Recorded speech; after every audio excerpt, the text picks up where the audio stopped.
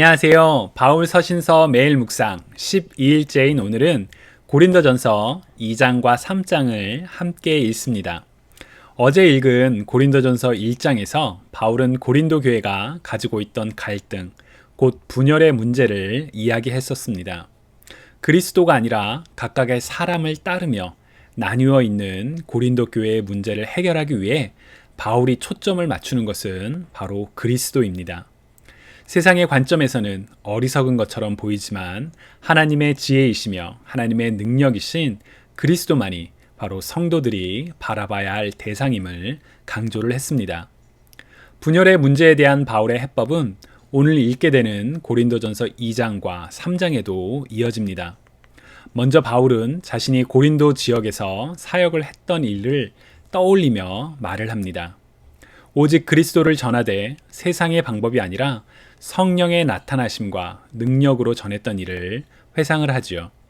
이어서 바울은 자신이 전하는 지혜는 세상의 지혜가 아니라 하나님께서 창세 전부터 감추어 두신 그러나 이제 완전히 드러난 하나님의 지혜, 곧 그리스도이며 오직 성령을 통해 계시된다라는 것을 설명합니다. 3장에서는 바울은 고린도 교회의 분열의 문제를 다시 언급하며 이는 사람을 쫓는 세상의 어리석음에서 비롯된 일임을 설명합니다. 교회는 오직 그리스도를 기초로 하여 함께 연합하여 동역하는 공동체임을 강조하지요.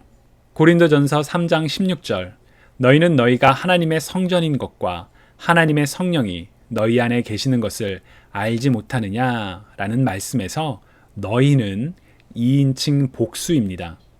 즉 바울은 한 사람이 아닌 고린도 교회 공동체 전체를 향하여 성령이 거하시는 하나님의 거룩한 전임을 강조하지요.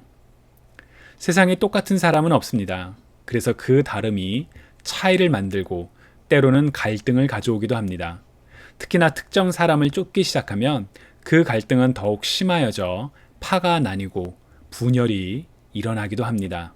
고린도 교회가 가지고 있던 문제가 바로 그것이었지요. 바울의 해법은 사람이 아닌 그리스도를 보아라. 하나님의 지혜이신 그리스도를 보아라. 너희는 그리스도에게 속한 공동체이다. 라는 것을 강조하는 것이었습니다. 그럼 오늘 핵심 구절 우리 함께 읽어볼까요? 고린도전서 2장 7절입니다. 오직 우리는 비밀로 감춰졌던 하나님의 지혜를 말합니다.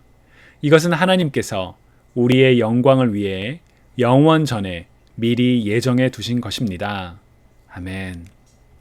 여러분 혹시 이 구절이 좀 익숙하지 않으신가요?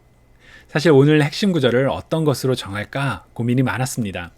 처음에는 아까 소개해드린 고린도전서 3장 16절 너희는 너희가 하나님의 성전인 것과 하나님의 성령이 너희 안에 계신 줄 알지 못하느냐 라는 이 구절을 핵심 구절로 묵상하면 좋겠다 하는 그런 마음이 있었습니다. 그런데 고린도전서 2장과 3장을 반복하며 읽으면서 고린도전서 2장 7절이 더 마음에 다가왔습니다. 왠지 모르게 익숙한 것 같기도 하고요. 왜냐하면 바로 로마서의 마지막에 나왔던 말씀과 같은 내용입니다.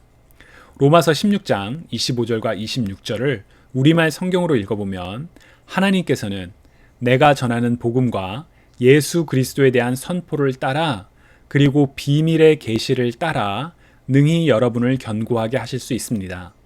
이 비밀은 영원 전부터 감춰져 오다가 이제는 나타나게 됐으며 영원하신 하나님의 명령에 따라 예언자들의 글로 인해 믿고 순종하게 하시려고 모든 민족에게 알려지게 됐습니다.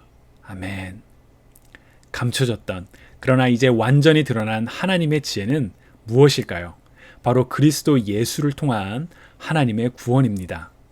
오늘 핵심 구절 우리 한번 다시 같이 읽어볼까요?